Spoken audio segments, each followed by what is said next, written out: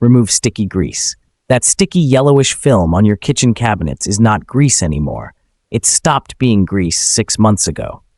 What's sitting on your cabinets right now is polymerized oil, chemically bonded to your wood finish the same way varnish bonds to furniture.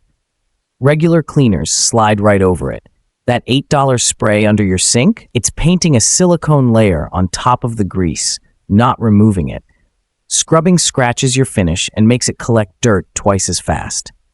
I fixed all of it with one $2 ingredient already sitting in my pantry. The ratio matters.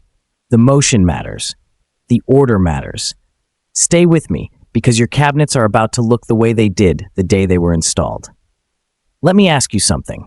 How many times have you wiped down your kitchen cabinets, stepped back, thought they looked decent, and then walked past them 2 hours later and they look just as dull and sticky as before? If that has happened to you more times than you can count, I need you to understand something right now. That is not a cleaning problem. That is a chemistry problem. And you have been trying to solve a chemistry problem with the completely wrong tool your entire life. Every single time you cook or even just heat up oil in a pan, microscopic particles of that cooking oil vaporize. They enter the air in your kitchen. They rise, and they don't just disappear into the ceiling. They drift until they land on the nearest horizontal and vertical surfaces near that stove. And the closest large surface to your stove, your upper cabinet doors and the underside of your upper cabinets. Day 1, it's invisible. Week 2, still invisible. Month 3, you might notice a very faint dullness. But by month 6, by month 12, by the time most people actually try to clean it, that oil has gone through a chemical transformation. It has polymerized. Polymerization is what happens when individual oil molecules, exposed to repeated heat and oxygen over time, link together into chains. Those chains harden. They cross-link with each other. They bond to whatever surface they're sitting on. This is not soft, wipeable grease anymore. This is a hardened, chemically bonded film that has essentially become part of your cabinet's surface layer. Scientists call it polymerized oil. You call it, and I've heard every version of this, my cabinets just always look dirty no matter what I do. Now you know why.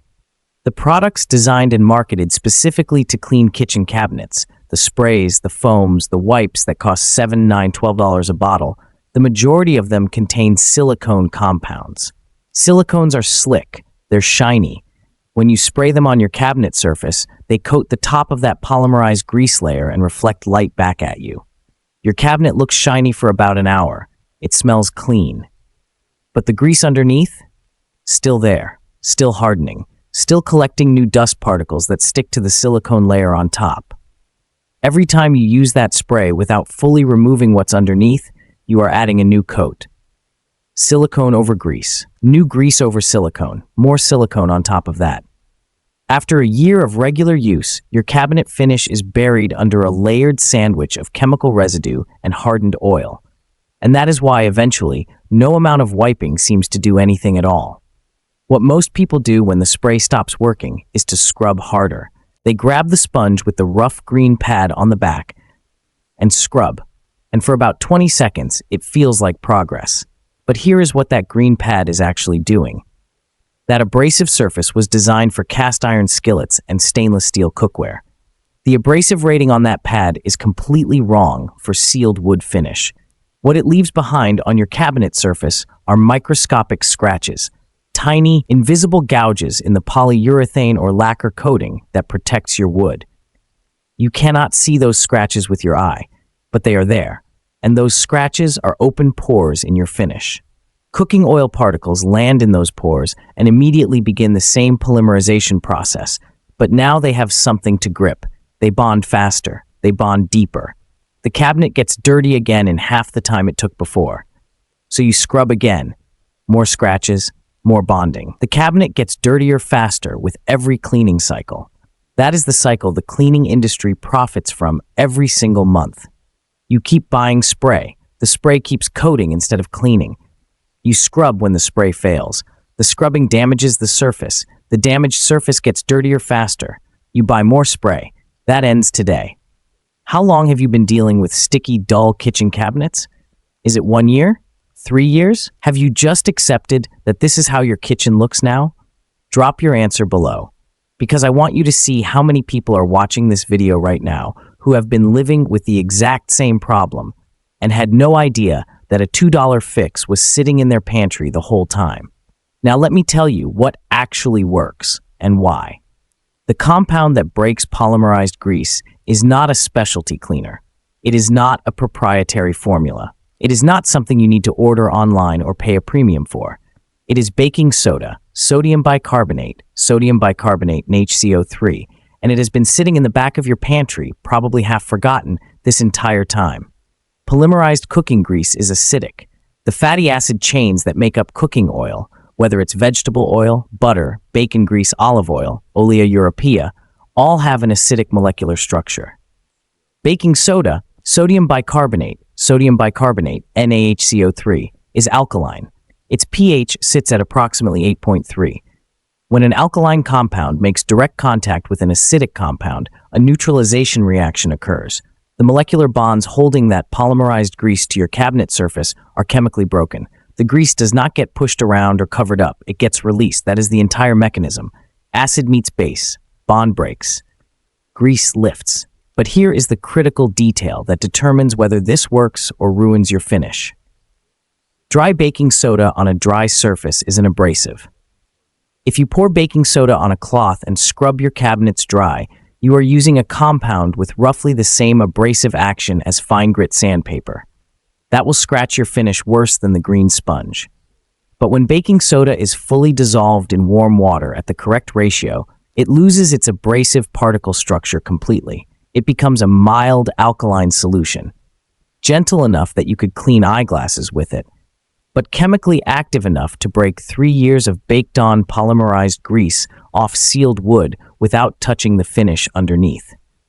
The water does not just carry the baking soda to the surface. The water transforms it. That transformation is the entire difference between a method that damages your cabinets and a method that restores them. One box of pure baking soda, sodium bicarbonate, costs $1.49 at any grocery store in America. That one box will clean every cabinet in a standard American kitchen. It will clean your oven interior, your sink basin, your refrigerator gaskets, and your stovetop. The average American household spends $47 every year on specialty surface cleaners. $47. For silicone sprays that coat grease instead of removing it, $1.49. I'll let that sit for a moment. And if you are sitting there right now realizing that you have spent real money, month after month, on products that were never going to give you the result you were looking for, hit that subscribe button right now. The exact method step by step, and I need you to follow this in order. Do not skip steps, do not reorder them, because every single step in this method exists for a specific reason. I will tell you what that reason is as we go. Understanding the reason means you can adapt this method to every cabinet in your home, regardless of the finish type, the age of the wood, or how long the grease has been building up. Here is everything you need. Look at this list carefully, because I want you to notice what is not on it. You need 1 box of baking soda, sodium bicarbonate, NaHCO3. You need a bucket of warm water. Not hot, not cold, warm. You need 2 microfiber cloths, 1 for washing, 1 for drying. You need a soft bristle brush. An old toothbrush works perfectly. You need 1 flathead screwdriver and a clean old cotton sock. And you need either food-grade mineral oil or olive oil, olea europea, for the final protective step. Notice what is not on that list. No commercial spray, no specialty wood cleaner, no gloves required, no ventilation warning, nothing that needs to be kept away from children or pets. Everything on that list is either already in your home or costs less than $3 combined. Now let's get into it. Step 1. Clear the cabinet surfaces completely. Remove everything from the cabinet exteriors, decorations, small appliances sitting nearby, anything resting against the doors. You cannot clean correctly around obstacles, and you will miss the dirtiest areas if anything is blocking your path. While everything is moved, take a close look at the tops of whatever you just relocated. The cereal boxes, the spice jars, the items that sit on your counter directly below those upper cabinets. See that yellowish, dusty film on the top surfaces?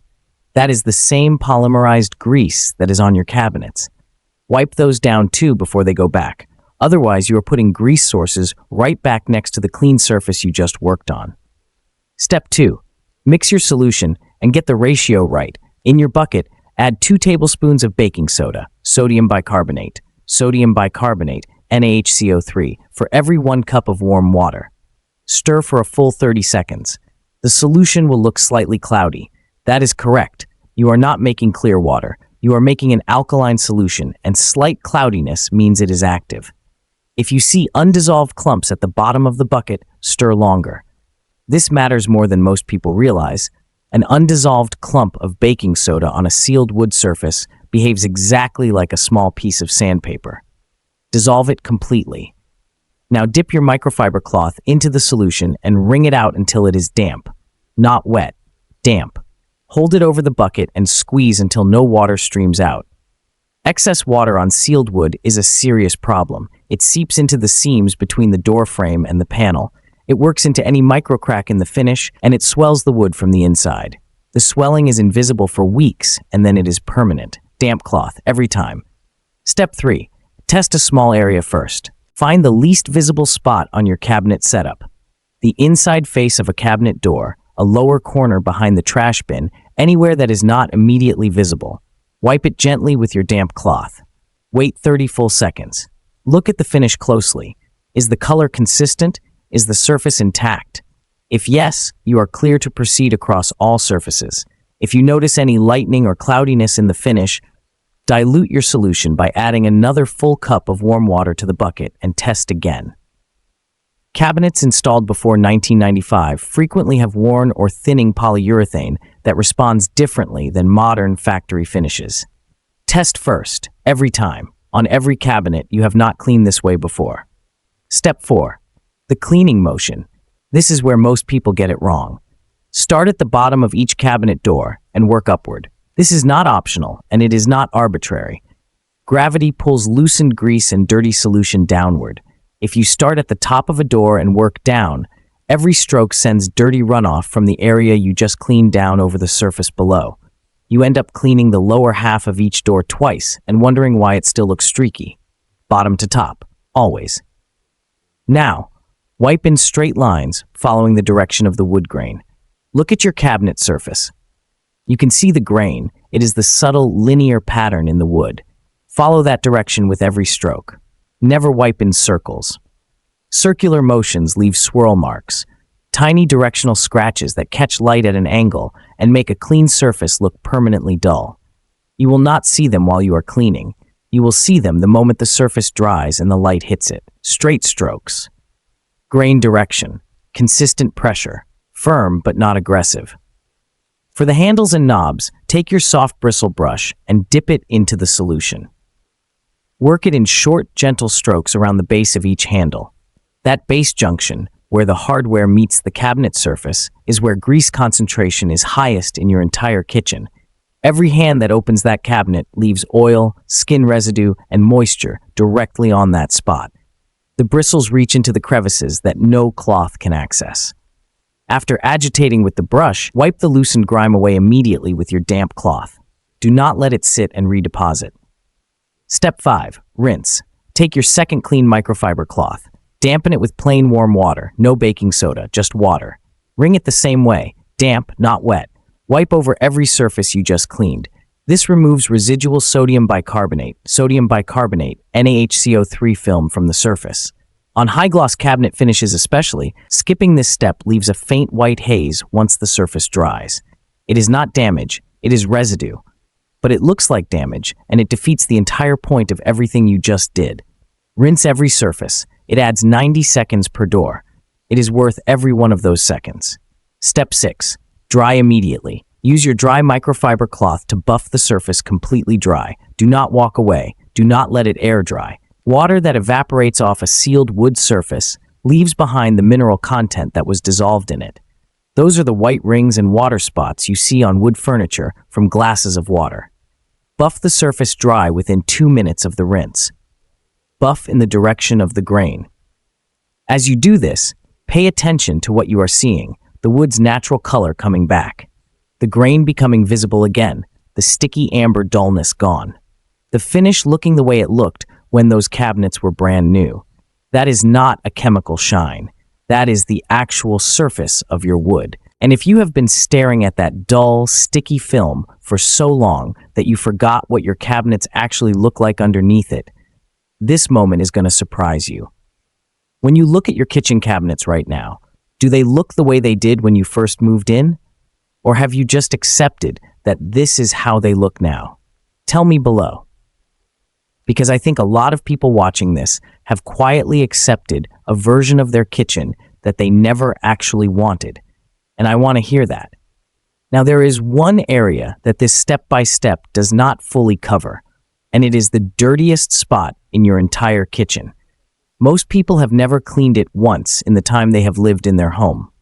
The tops of your upper cabinets, that horizontal surface above your cabinet doors, above eye level, invisible from the floor, is where grease does not just land. It accumulates. It mixes with settling dust. It builds into a thick, dark, almost tar-like layer over years, and it falls. Slowly, invisibly, it sheds particles downward onto your cabinet fronts every single day. You can clean your cabinet doors perfectly and have them recoated within a week from what is falling off that top surface. Here is how you handle it without a ladder and without taking anything apart. Take your flathead screwdriver. Slide a clean old cotton sock over the head. The friction holds it in place, but if yours slips, one rubber band around the neck of the sock solves it. Dip the sock-covered tip into your baking soda solution. Wring it against the inside of the bucket. Run it firmly along the top edge of your cabinet. The sock acts as a mop head. It absorbs grime on contact. The screwdriver gives you the reach to apply actual pressure without climbing. The first time you run this along a cabinet top that has not been cleaned in a year or more, the sock will come off black. Change the sock when it is saturated. Do not drag that grime back across the surface. 5 minutes per run of cabinets. You have cleaned the flat doors. You have handled the tops. Your cabinets look better right now than they have in years. Now I need to make sure they stay that way. Because here is the truth, and this is the part of the video that determines whether you are back here in 3 months doing this all over again, or whether your cabinets stay clean with nothing more than a quick monthly wipe down. There are 5 mistakes that undo everything you just did. And there is one protective step that most people skip entirely, the step that is the difference between cleaning your cabinets and actually maintaining them. Let's start with the mistakes. Mistake number 1, steel wool or green abrasive scrub pads. Never use steel wool on sealed wood cabinets, not fine grade, not ultra fine grade, never. Steel wool leaves microscopic metal fragments embedded in the wood grain and finish. Those fragments oxidize. They rust. From a normal viewing distance, your cabinet looks fine. Up close, over time, you will see a permanent speckled discoloration that no cleaning method removes because the rust is inside the finish layer. The green scrub pad, as I explained earlier, is designed for cast iron and stainless steel. Its abrasive rating is completely wrong for sealed wood. If you have a spot that did not lift with the baking soda solution on the first pass, do not reach for an abrasive. Lay your damp cloth directly on that spot and let it sit for 60 full seconds. Let the alkaline chemistry soften the grease bond, then wipe. The solution does the work. Your job is patience. Mistake number 2, mixing baking soda with bleach. This is the dangerous combination I mentioned at the opening of this video, and I am closing that loop right now. Some people assume that adding bleach to the baking soda solution makes it more powerful. It does the exact opposite. The alkalinity of sodium bicarbonate, NaHCO3, immediately neutralizes the hypochlorite in the bleach. That is the active cleaning compound. What you end up with is a useless, mildly salty liquid that cleans nothing.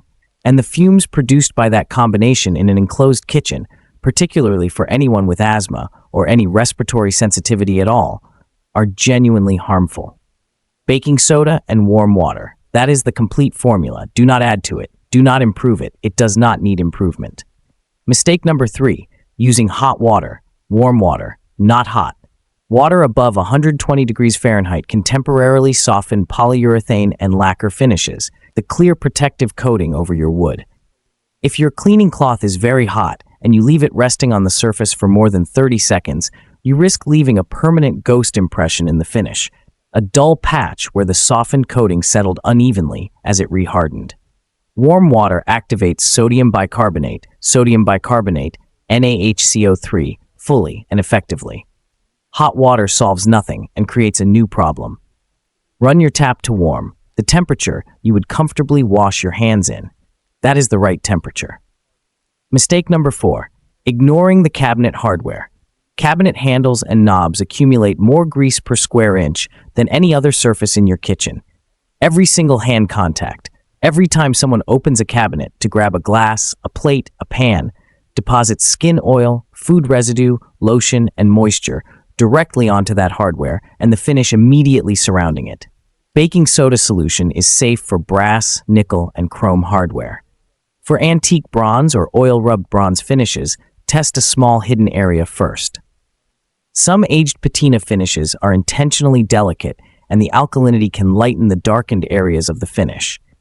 If you see any finish color coming off on your cloth, stop immediately and use only a plain damp cloth on that hardware going forward. Better to have slightly less clean handles than stripped and uneven ones.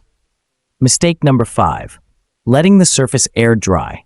I have said this twice in this video, and I am saying it a third time because it is the most consistently skipped instruction in every cleaning method I have ever shared. Buff it dry, immediately, every time. Water that air evaporates off a sealed surface leaves behind its dissolved mineral content, calcium, magnesium, whatever is in your tap water. Those minerals deposit as white rings and spots that require a wood refinishing product to fully remove if left long enough. Your dry microfiber cloth takes 45 seconds per door. Use it every single time. Now, the protective barrier. This is the step that separates a one-time clean from a permanent maintenance system. Once your cabinets are completely clean and fully dry, and give them at least 20 minutes after drying to fully stabilize, take a clean, dry cloth. Add a single drop of food-grade mineral oil or olive oil to the cloth. 1 drop. Not to the cabinet, to the cloth. Rub that drop between 2 areas of the cloth to spread it thinly and evenly. Then apply it to your cabinet surface with light, even strokes in the direction of the wood grain. That thin film does 2 things simultaneously. First, it conditions the sealed surface, replacing microscopic moisture that the cleaning process removed, and preventing the finish from drying out and developing microcracks over time. Second, and this is the maintenance function that matters, it creates a non-bonding surface layer. When cooking oil particles rise from your stove and land on your cabinet surface, they land on that mineral oil layer instead of landing directly on the wood finish. Oil sitting on oil does not polymerize. It stays loose. It stays wipeable.